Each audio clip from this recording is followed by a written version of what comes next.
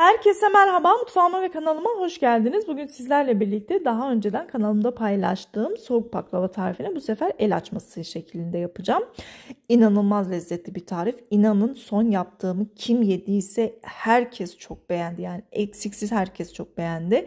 Özellikle kendi sulu sulu üstü çıtır çıtır bir soğuk baklava olacak. Emin olabilirsiniz. Aradaki püf noktalarını kaçırmamanız için videoyu atlamadan izlemenizi tavsiye ediyorum. Gerçekten çok önemli püf noktaları var. Fazla bekletmeden hemen tarife geçiyorum. Tatlımız için öncelikle şerbetini hazırlamakla başlıyoruz. Bunun için tencereme 4 su bardağı şeker, 1 su bardağı da su ekleyip bu ikisinin kaynamasını bekliyorum ilk etapta.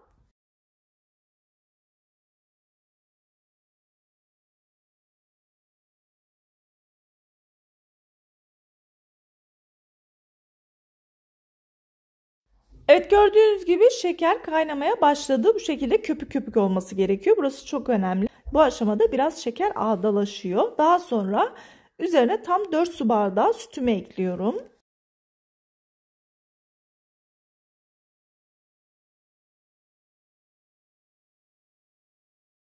Evet, sütümüz ısındı. Hafif kaynamaya başlayınca 1 paket krem şanti ve 1 paket de krema ekliyorum. Bu malzemeleri kullanmamdaki sebep, bu tatlının sosuna normalde orijinal tarife göre sıvı krem şanti kullanılıyor. O yüzden ben burada bulamadığım için 3 sene önce aynı tadı yakalamak için bu malzemeleri kullandım. İnanın aynı lezzet, hiçbir fark yok, emin olabilirsiniz. Eğer siz sıvı krem şanti bulursanız bu malzemeleri eklemenize gerek yok. Sadece süt yeterli olacaktır. Evet arkadaşlar, gördüğünüz gibi sütüm kaynamaya başladı. Hatta birazdan taşacak. Şimdi bir pakette vanilya ekleyip kapağını kapatıyorum ve şerbetimin buz gibi soğuması için buzdolabına alıyorum. Diğer taraftan da hamurunu hazırlıyoruz. Bunun için 2 yumurta, 2 yemek kaşığı yoğurt, 1 çay bardağı süt, 1 çay bardağı sıvı yağ, 1 yemek kaşığı tereyağı, 2 yemek kaşığı sirke, yarım çay kaşığı karbonat, 1 çay kaşığı kabartma tozu ve 1 paket vanilyayı da ekleyip bütün malzemeleri homojen bir şekilde karıştırıyorum.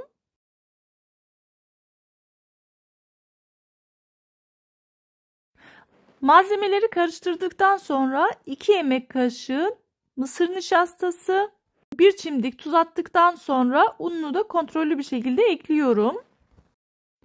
Özellikle hamurun yumuşak kıvamda olması gerekiyor. Burası çok önemli.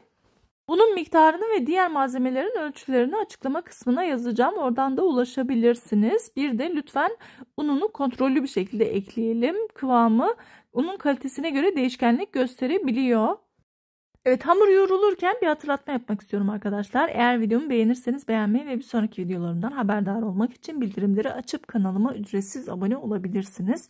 Yorum yapmayı da unutmayın inşallah. Bir de beni diğer sosyal medya hesaplarımdan da takip etmek isterseniz eğer Rahma Baylan olarak aramanız yeterli olacaktır.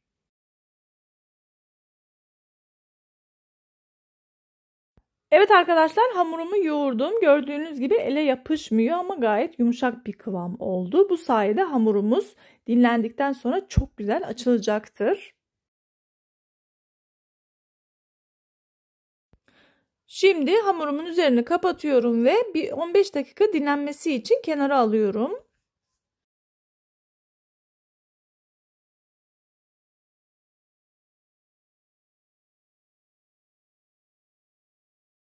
Evet, hamurumuz dinlenirken biz şimdi arasına girecek olan o lezzetli kaymağı hazırlıyoruz. Bunun için tencereme 2 su bardağı süt ve 4 yemek kaşığı irmik kullanıyorum. Burada irmiğin yapısı çok önemli. Benim irmiğim biraz daha ince çekilmiş. Una yakın bir yapıda olduğu için 4 yemek kaşığı kullandım. Ama böyle kum gibi olduğu zaman 3 yemek kaşığı kullanmanızı tavsiye ediyorum. Burası çok önemli. Ama yine de ilk etapta az kullanmanızı tavsiye ediyorum. Sonra kaynamaya başlayınca baktınız ki cıvık oldu. Üzerine tekrar irmik ilave edebilirsiniz. Hiç sorun değil. Kesinlikle topaklanma falan olmuyor.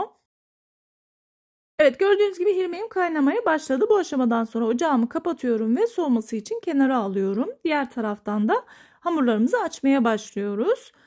Bir kaba 2 su bardağı nişastayı ekledikten sonra hamurumu alıyorum ve biraz daha böyle tezgahın üzerinde hasılladıktan sonra eşit parçalara bölüp tam 20 tane mandalina büyüklüğünde bezeler oluşturuyorum.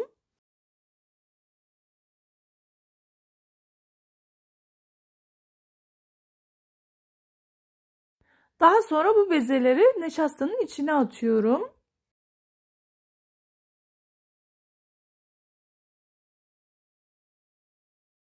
Evet, gördüğünüz gibi bezelerimi yaptım. Şimdi yufkalarımı açmaya geçiyorum. Bu tarifi normal baklava olarak da yapabilirsiniz. Gerçekten böyle orijinalden asla farkı yok. Siz de göreceksiniz videonun sonunda. İnanılmaz lezzetli bir tarif. Evet, 5 tane bezemi böyle üzerine hafif bastırdıktan sonra aralarını bolca nişastalayarak üst üste diziyorum. Bu aşamada dilerseniz 5'er adet değil de 10'ar adet de yapabilirsiniz ama mutlaka aralarını bolca nişastalayıp arada bir de yapışıp yapışmadığını kontrol edebilirsiniz.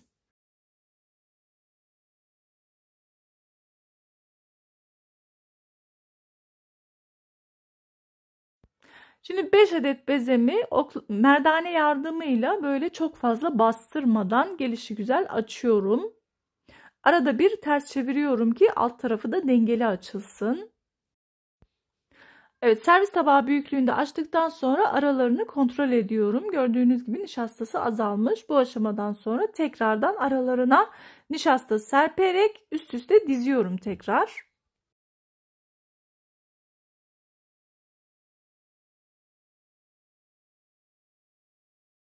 Evet, hamurlarımı üst üste dizdikten sonra bu sefer biraz daha büyük açıyorum.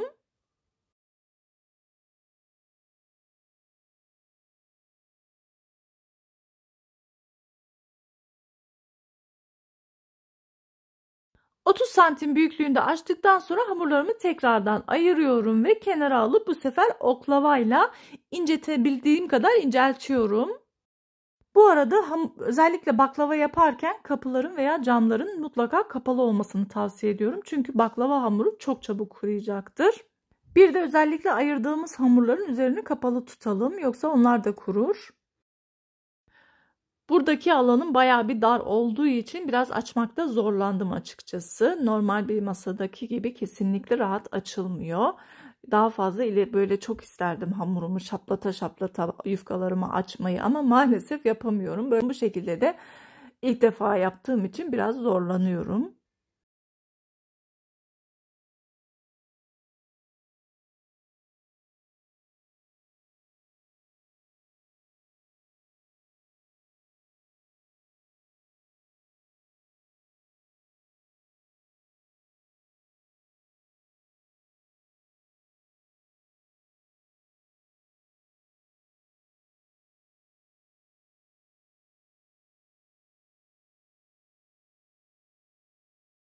Evet, şimdi tatlımızı yapmaya geçiyoruz. Ondan önce yağını eritiyoruz. Bunun için bildiğimiz sade yağ yapmaya gerek yok. Çünkü üzerine zaten kakao geliyor. Ama normal baklava yapacağınız zaman kesinlikle yağın üzerindeki köpükleri ayırmanızı tavsiye ediyorum. Burası çok önemli. Evet, yarım paket tereyağımı eritip üzerine de 1 çay bardağı sıvı yağ ekledikten sonra ve güzelce süzdükten sonra tepsimin tabanını yağlıyorum. Ve ilk açtığım yufkayı tepsimin tabanına güzelce seriyorum.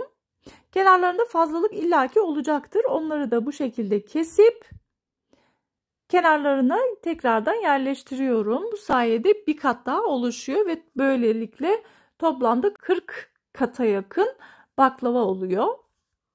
Ve mutlaka her katın arasını da hafif yağlıyoruz. Çok fazla abartmadan.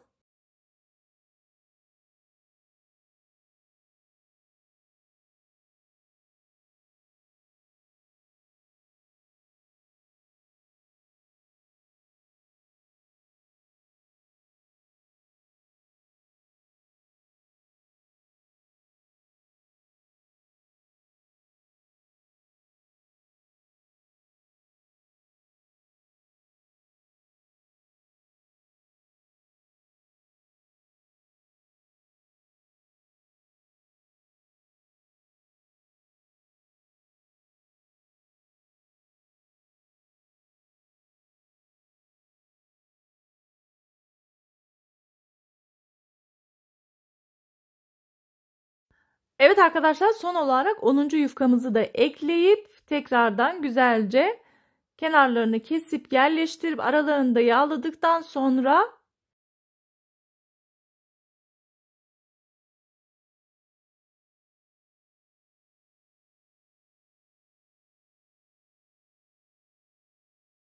kaymağımızı da güzelce tatlımıza yaydık. Şimdi önemli nokta, cevizlerimi bu şekilde elimle parçalıyorum. Gördüğünüz gibi iri iri tane tane olması gerekiyor. Burası çok önemli.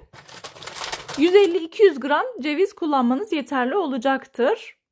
Evet, şimdi diğer 10 katı da yapıyorum.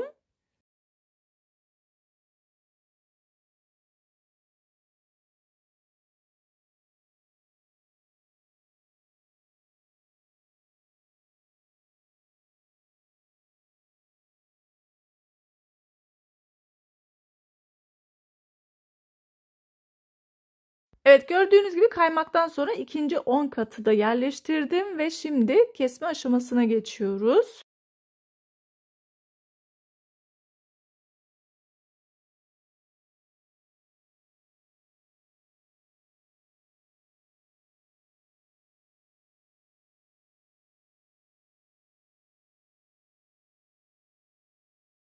Tatlımızın güzel kabarması için keserken mutlaka birbirinden ayrıldığına emin olun arkadaşlar. Burası çok önemli. Araları böyle baktığınız zaman tepsi görünsün.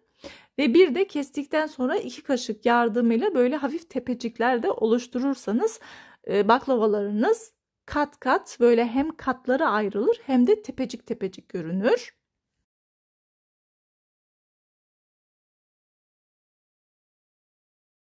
Evet, tatlımızı yaptıktan sonra bu aşamada yağımız tabii ki dondu. Tekrardan erittim ve üzerine yarım paket daha tereyağı kattım. Daha sonra her tatlımın üzerine bolca serpiyorum.